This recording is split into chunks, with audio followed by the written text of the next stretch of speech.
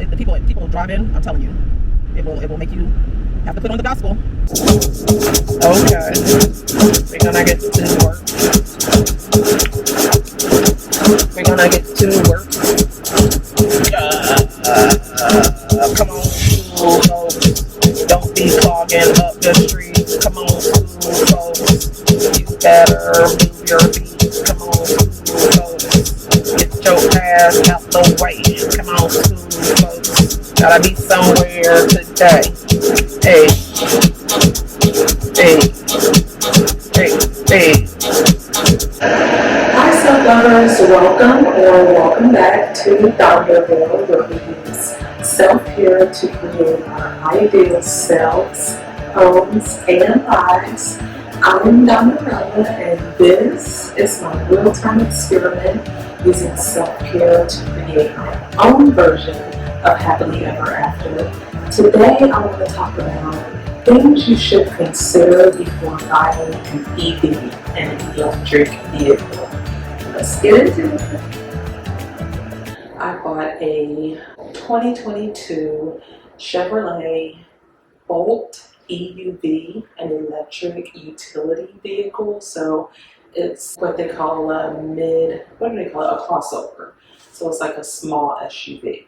I bought it new in December of 2022. It was manufactured in May, I believe, of 2022, and it had been sitting on the lot for quite a while. It hadn't even been test driven a whole lot.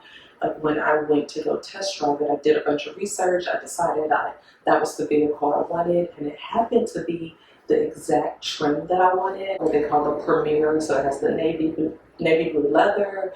It has a sunroof. It has a really great sound system, and those were pretty much my requirements for vehicles: leather, sunroof, and a great sound system.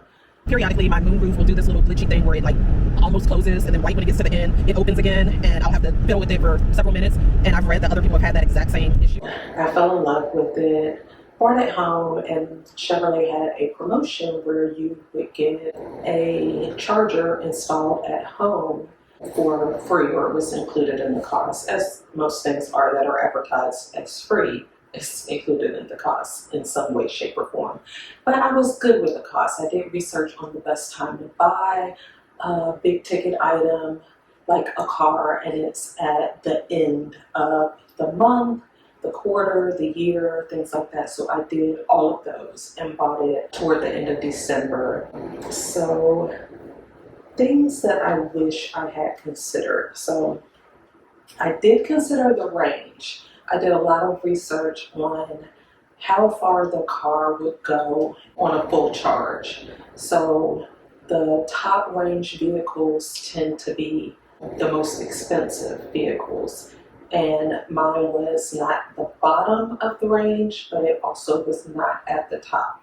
So the max would be about 350, the mid-range would be about 300, and the minimum might be 250. One thing that I was not aware of that you definitely want to consider is whether you have a garage, because that keeps the car and the battery is like the whole thing with these EVs, whether it keeps it at the optimal range for charging, and climate. So that plays a huge part in the range that you get. So in the winter, you are not getting the same range that you get in the summertime. Also, I wish I had considered the brand. So although I am a huge American car girl, I love my American-made vehicles. This is actually two of two Chevys in my household. I wish I had bought a brand when it comes to EV that specializes in EVs. So there's Rivian or Ravian, I don't know how do you pronounce it, and there's Tesla, of course, and there's the one that starts with an S. What is that?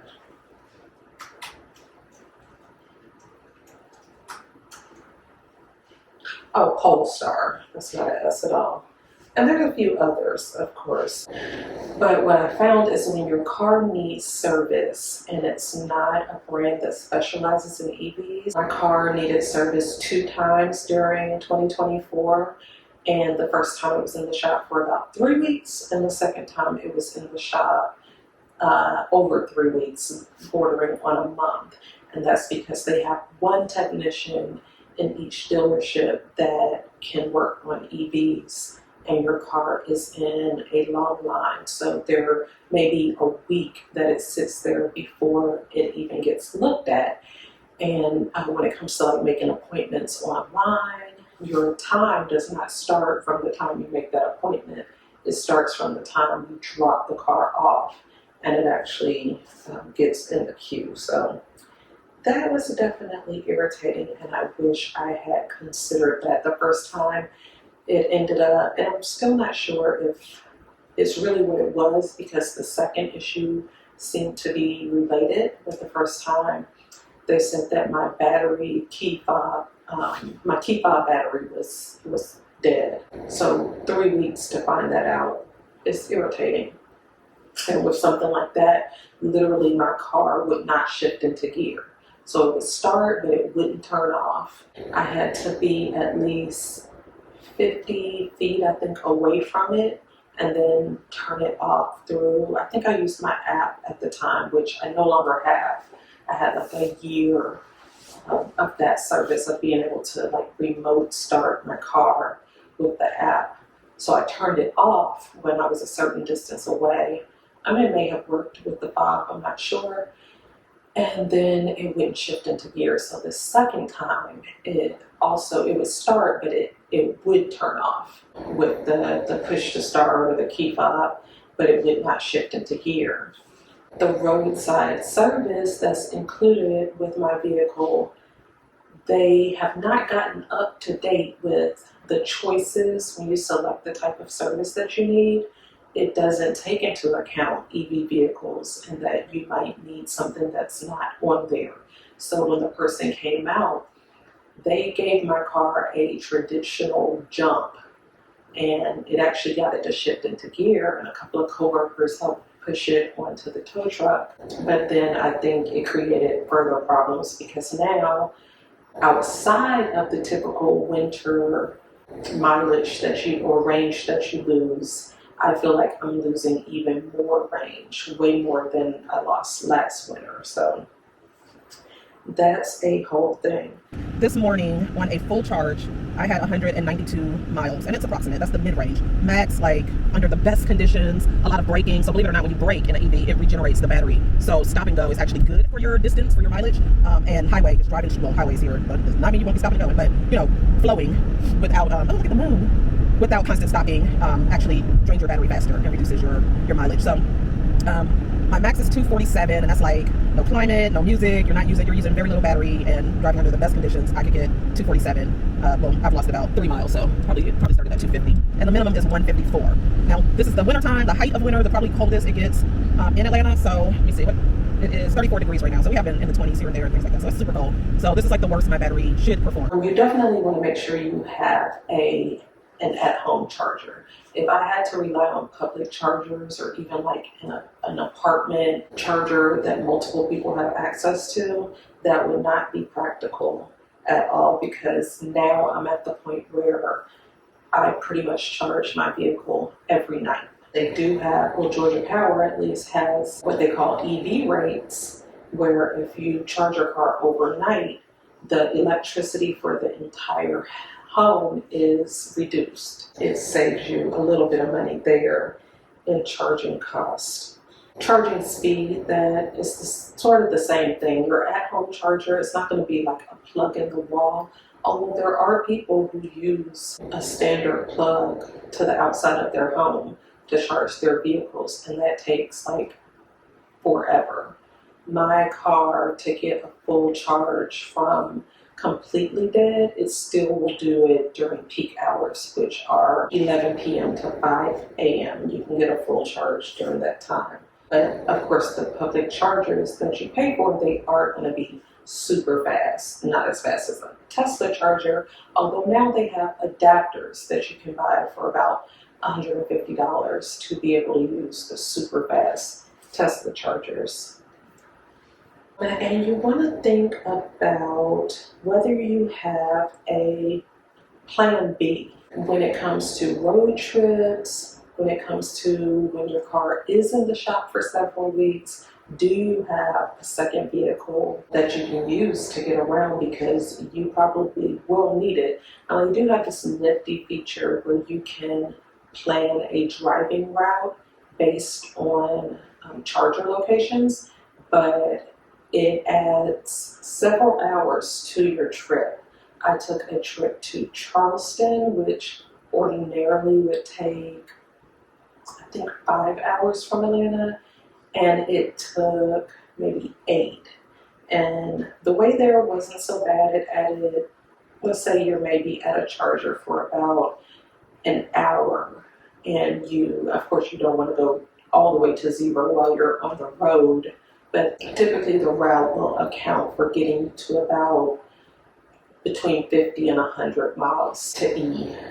And you sit there and you want to be somewhere where you can grab something to eat, or, chill out, use the restroom, chill out for about an hour, 45 minutes to an hour, and get back on the road.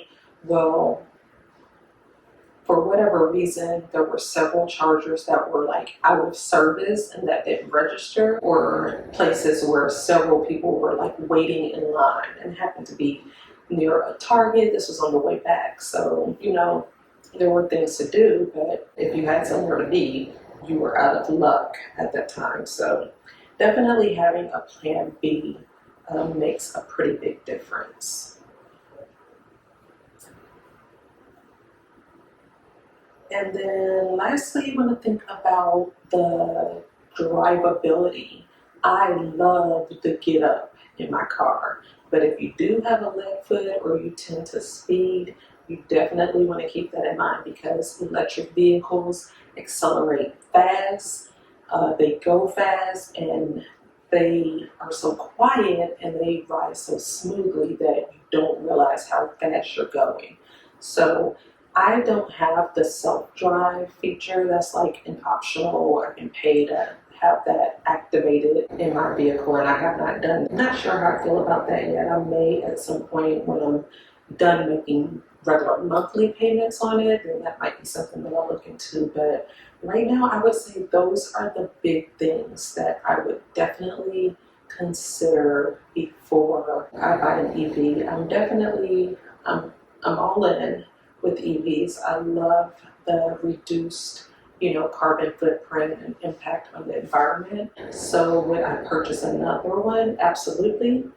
Would it be another Chevrolet if they got more technicians, more people were on board with it, the infrastructure of, the United States was further along when it comes to EVs? But in the next couple of years, it would definitely have to be one of the makers that specializes in EVs for me to go down that road again.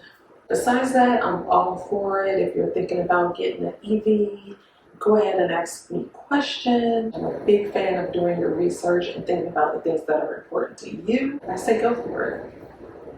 Thank you for watching. Be sure to like, subscribe, and comment whether you would buy an EV, or if you have, what have been some of your highs and lows on the journey. Make sure you take good self-care. See you next time, self-lovers. While we're driving, that looks like a really dumb spot to be trying to make. I don't know what kind of turn you're trying to make. Ooh, that little leather was making a difference, honey, because it's chilly and nippy and chilly and nippy. All right.